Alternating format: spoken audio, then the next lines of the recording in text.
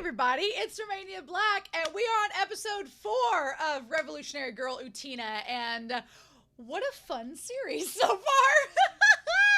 Last episode, what more could we ask? We got a ball episode. It was a ball, there was glamour, there was drama, there was Utena coming in to rescue Anthe and save the day from Nanami, this trifling trollop, who was trying to get all up against Anthe because she thought she was hitting on her man, brother, both.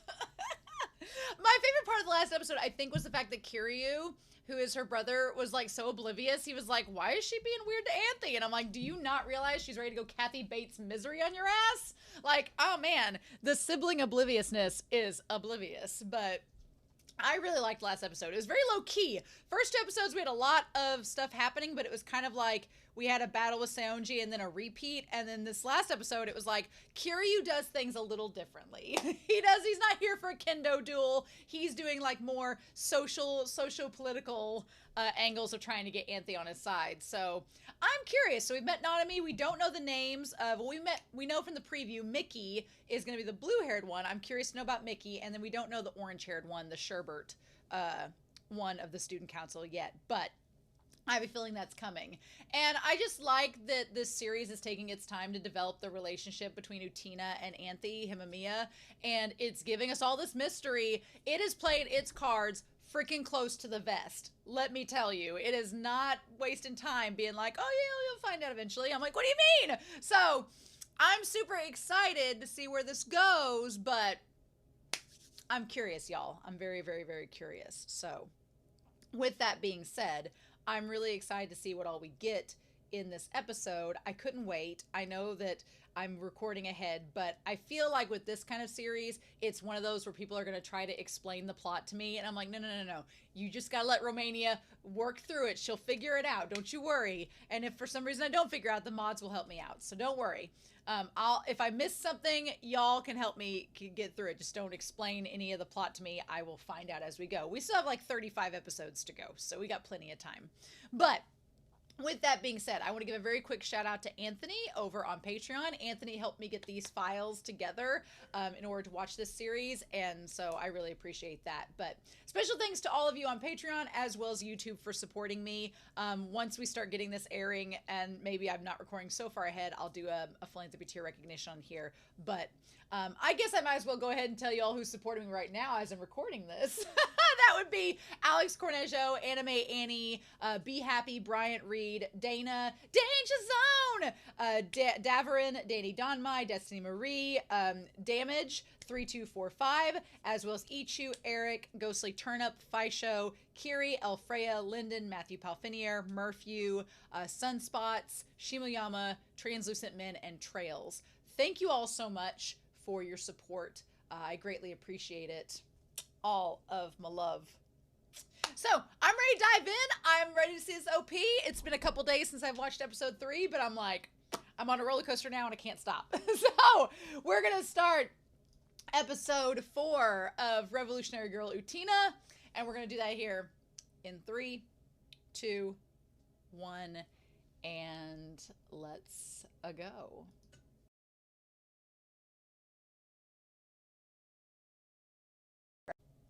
Well, so that's interesting. I think I'm gonna love this series probably the most because there's just so many opportunities to theorize. Okay, what is the power of Dios? What is the power of Anthe? How does she work at? And something that I've been trying, that I saw last episode that I was like, is this idea that Kiryu was wanting Utena to be something that she's not. And I was like, why does Kiryu care about Utena? But then she accessed the power of Dios in the episode prior to that when she faced Seonji for round 2. So I've been trying to kind of grapple with, okay, is it that Anthe has been reincarnated? Is that she's been like in these other people's lives, whatever. But this show is giving us tiny little crumbs as we go of what the power of Dios is, what it means, because it's the power of Dios in the castle that is going to let, supposedly, you revolutionize the world. So I'm going to say first and foremost, this is just a theory where Romania is at theory time.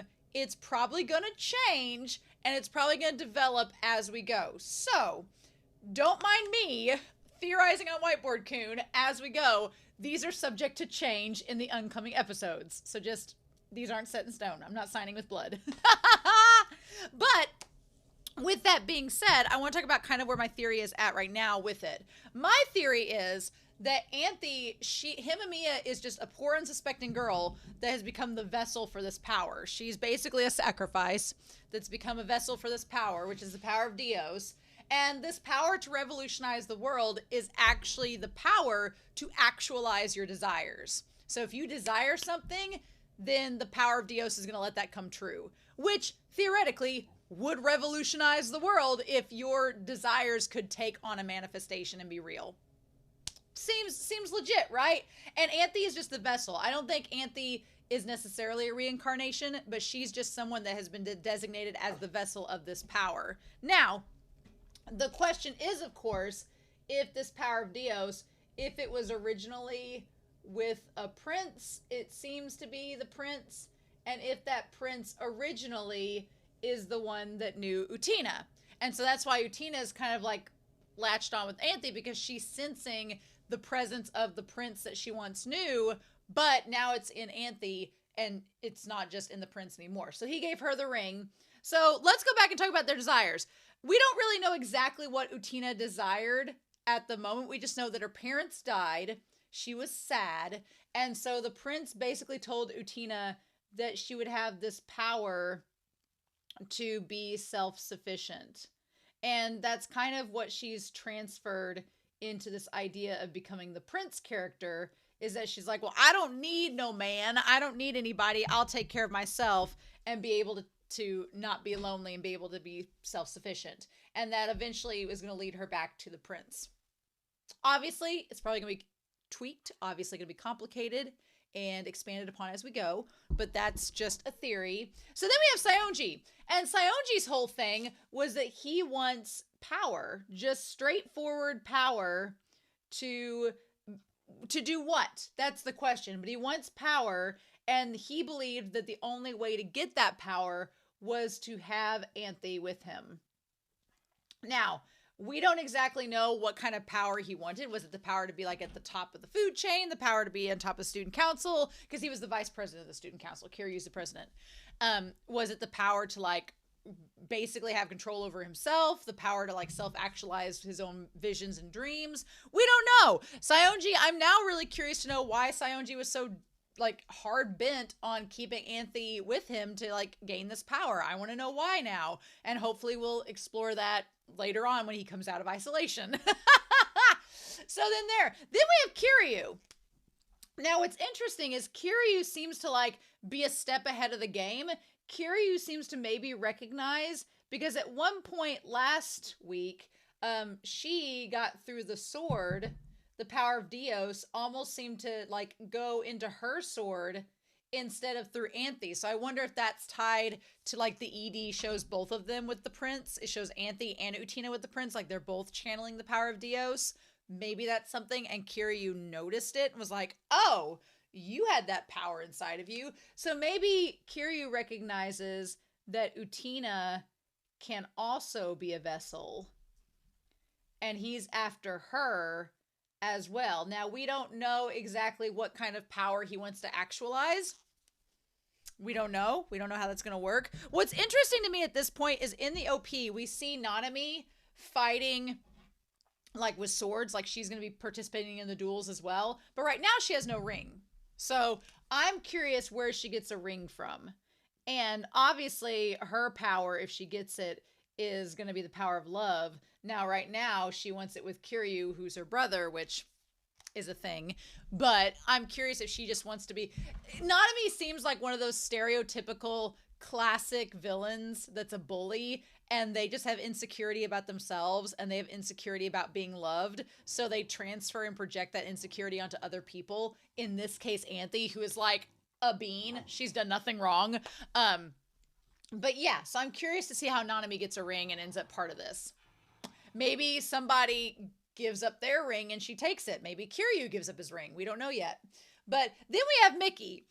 Before we dive into Miki, the orange-haired girl, who's basically called Sherbert, I'm going to call her Sherbert right now, or Jury! Jury! There we go, old Jury, Jury-chan.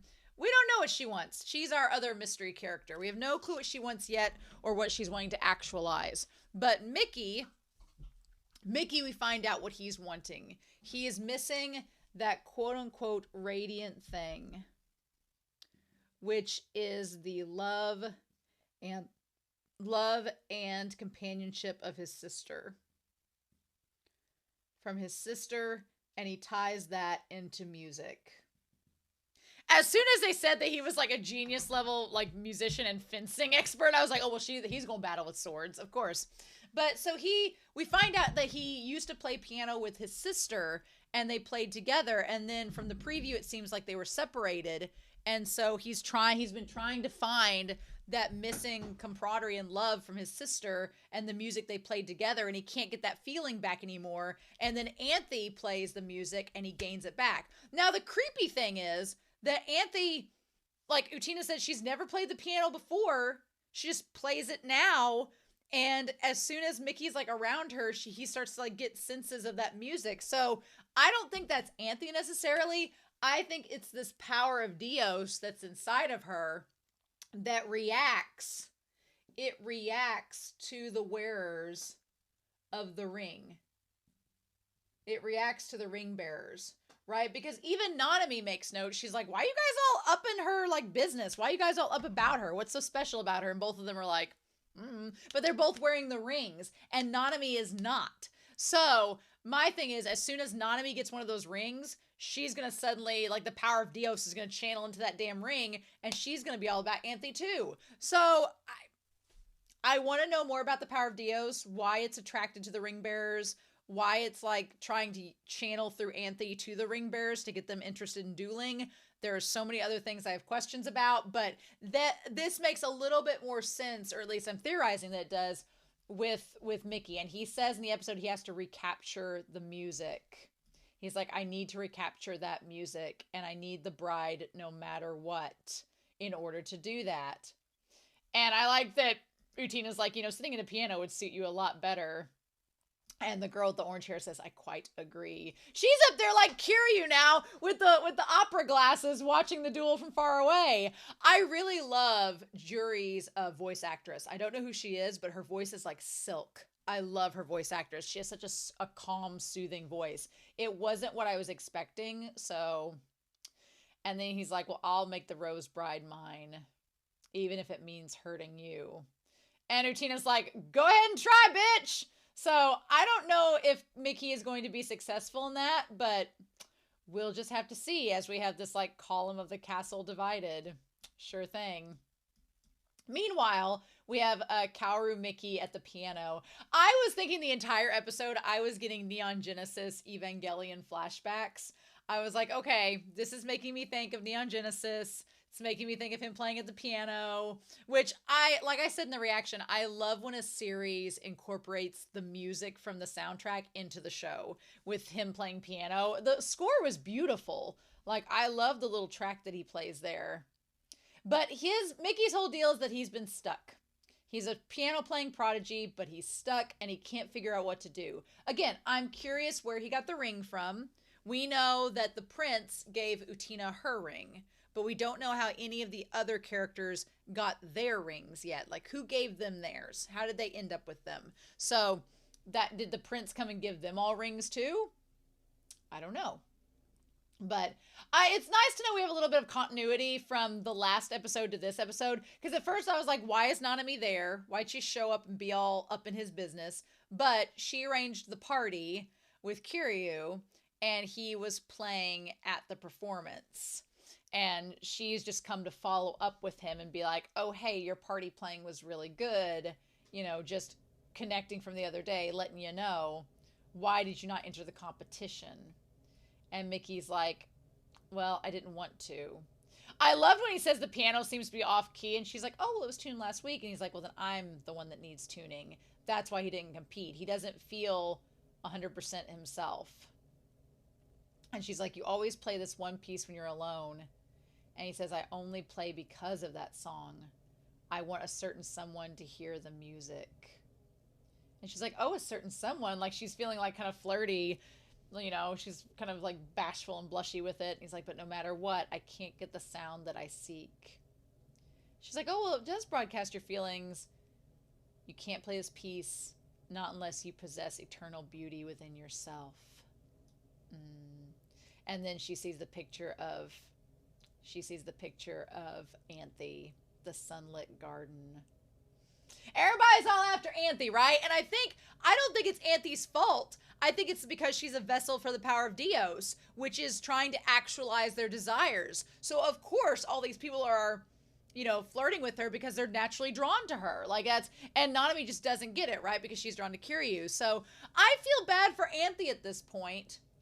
One, because she's just a vessel for this power. Are these people attracted to Anthe, or are they just attracted to the power of Dios and not her? If she didn't have that power, would they be attracted to somebody else? Because Kiryu's whole thing was he was attracted to Utena because he saw her access the power. So, yeah. And Utena is so oblivious. She's just like, oh, you're trying to date Hanami, aren't you? And I was like, stop! I was like, Utena, what are you doing, girl? Girl, what are you doing? Stop! She's just like an oblivious peacock. She's at Shin Chingcho levels, right? So I should have known this was going to be a two-parter when we saw Prelude. The Sunlit Garden, so it's going to be a two-parter. I'm going to have to watch next week's episode. I'm going to go ahead and watch it, dang it. But yeah, so we have this discussion about math, which is hilarious to me. And Wakaba gets a bad grade on math. And her answer of, I think I know all the math I'll ever need, which is basic multiplication tables. And it is the big discussion, right? Because I'm with her. The math I learned in high school, I've never used. But the reason why, and I have a lot of students because I do advisement at a college, and I advise students on what classes to take that will transfer and go other places. And so I have a lot of students ask me, they're like, well, why do I need a math class? I'm an art major. And I'm like, okay, I understand that. I'm like, I get that. But then I basically use Utena's logic there where she goes, look, she's like, it's to cultivate your ability to think logically. You need to be able to know math and how it works because it makes your brain think in certain ways, and you need to be able to logically think through a problem. That's what it's designed to do. And so I need to use that exact line to cultivate our ability to think logically much more often. I need to use that more, you see. So I love the conversation that they have, and I love how Wakaba ties it back. Because first Wakaba says, well, my mother says a truly fine woman foists all of the logical thinking onto men. And I was like, well, your mother is not a feminist. Which is funny to me. But I like Utena's like, now come on now, do you really think about that? And then you see Utena's grades, and Wakaba's like, yeah, you need to cultivate that logical thinking, don't you?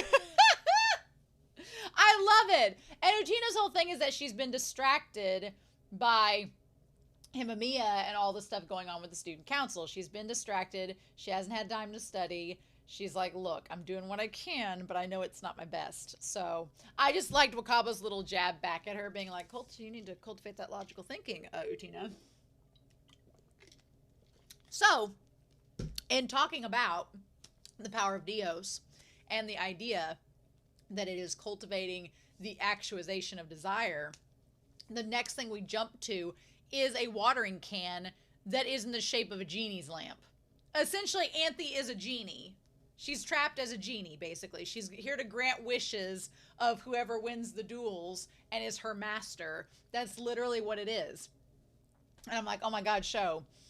So, of course, Nanami is such a winch. Like, Anthe's minding her own business, like, just watering the plants, and then these three harlots come out. And now they're mad about Miki not being in the competition. They're blaming her, and she's like, well, I didn't do any of this. I had no idea. And Nanami is just like, tee-hee-hee-hee-hee. She literally is Rangiku from Ouran High School Host Club, or I don't think her name's Rangiku. Is it Renka? Is it Renga? I think it's Renga. Where Rangiku's bleach, but Renga, where she like spirals up from the bottom of the floor in Ouran High School, and she's like, it's the same damn laugh, and I'm like, Nanami! She's such a trollop, such a winch. Yes, she's just out to make Anthony's day horrible. And then luckily Miki shows up. I still don't understand the purpose of the stopwatch. Like, he stops everything like it's a test, and he has a rose there. So I'm really curious as to what the point of the stopwatch is. As if he's timing out how long it is until he... Maybe he's like... Is it that he's timing out scenarios to see when he needs to step in? And so he was timing out the scene. It said 39 seconds. How long was that scene with the girls? I want to see if that was 39 seconds. So we have, let me see when the start of that one scene was. 5 minutes. How long was the scene with the girls? Was it? Oh, it was 39 seconds. Oh, so basically what he's doing is he's timing a scenario to see when he steps in. And in this case, it was 39 seconds. He let it go on, and then he's like, okay, fine, I'll step in. Now I want to, like, time every scenario where he's timing and see what happens that number of seconds before to know if that was something. Like, because the whole thing is he's, like, timing himself on how long it takes him to correct a test score question. So in real life, is he timing himself to see how long it is before he needs to step in? That's kind of crazy. Okay. I'm all about it. And so then, yeah, he basically is apologized to Anthe. And then the moment that he sees, okay, there's a line, a quick little thing that says simile. That says simile, and it pops up on the page as he looks at her. Simile means similar. It's basically, you have a metaphor and a simile. A metaphor is a comparison between two things without using like or as. A simile is comparing two things using the words like or as. So you could say that Himamiya is like his sister, and that would be a simile. Show is giving us clues. Show is giving us clues, and you just gotta know where to look. I'm like, oh hell yeah, yes please. I love this. Okay. And so he sees a comparison between Himamiya and his sister. It brings back memories. And Nanami, of course, is like, well, we can't have this. I do appreciate that Utena doesn't get jealous. Utena is just like, oh, hey, there's, you know, Himamiya's making a friend. So Wakaba says that Kaoru Miki-kun, Miki or Miki, is a first year middle schooler. He does look a little bit younger. He's naturally ranked as in piano and fencing, so he can be a sword fighter, and he's a genius taking college classes even though he's a first year. So he's basically like 13 years old in college. Insanity. Like, he's a prodigy. Miki is like an all-around good character. I'm like, you're too OP, sir. Too OP. And he's popular with older girls. I said the cougar comment because I had a student last semester that they wrote a persuasion paper. Now, keep in mind, this student is like 17 years old. And their paper was like talking about how it's okay to be a cougar. Meaning that if you don't know what a cougar is, it's slang for an older woman that likes a younger man.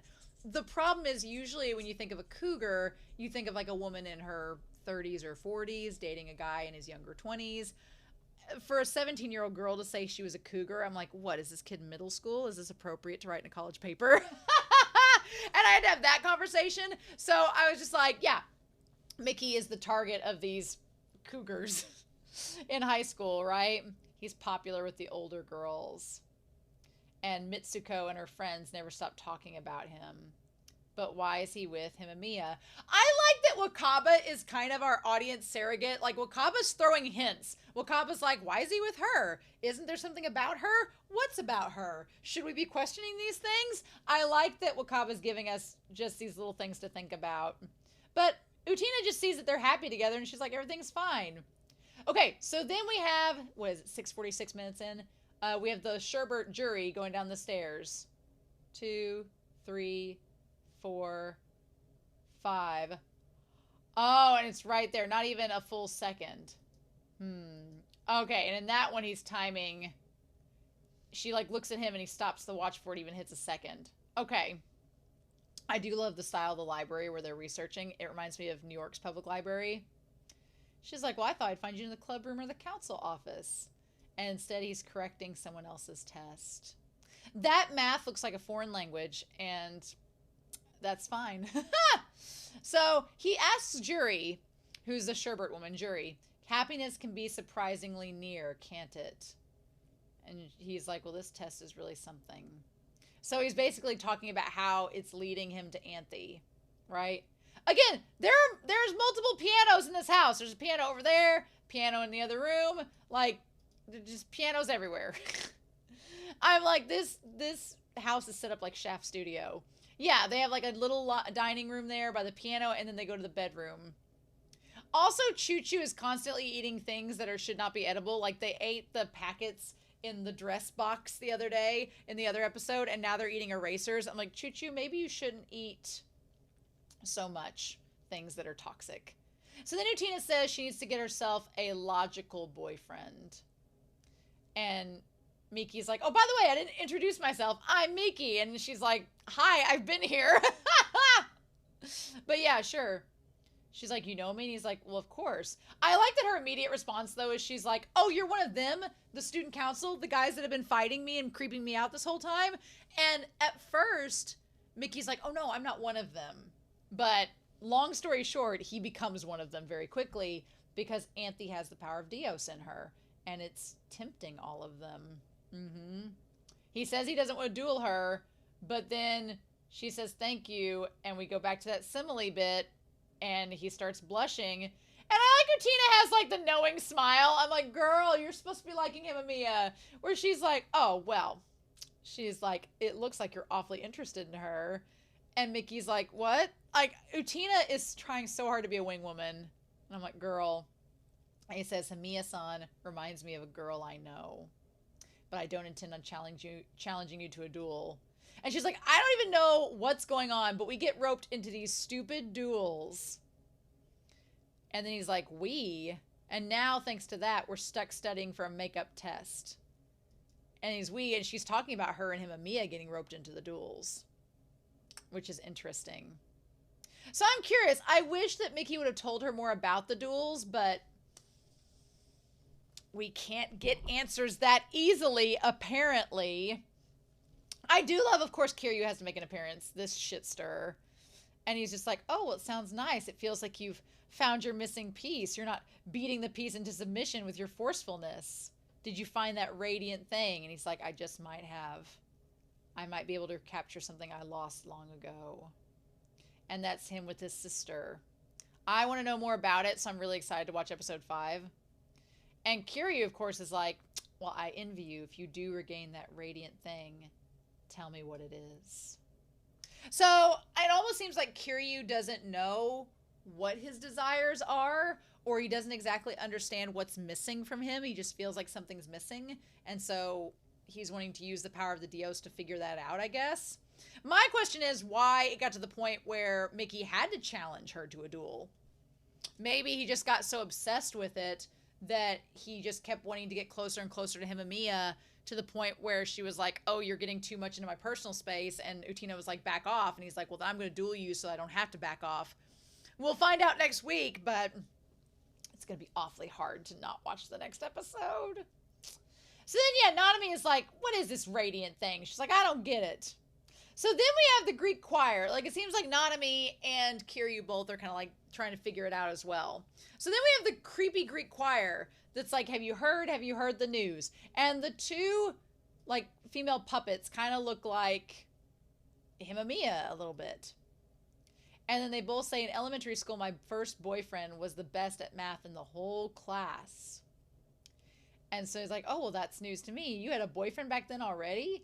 But when he found out about my love of pro wrestling and my supersized bowl of garlic ramen, well, now I know what kind of girl you truly are. And that was that. Which is weird. It seems like it's saying that the Greek choir is saying that because of these gender stereotypes, because he found out that she wasn't feminine enough or was into like smelly foods and stuff, he left her. I'm so curious. I feel like once we get further into the show, this will all make much, much more sense. And they're like, oh, lover, oh, youth of dreaming love, of your girlfriend's identity. Have you heard the truth? Have you heard the truth of your girlfriend's identity?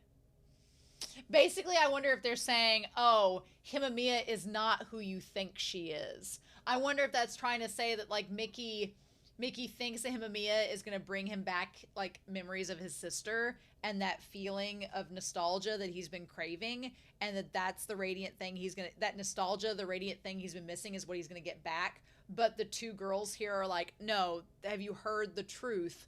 That's not what this is. Fascinating, right?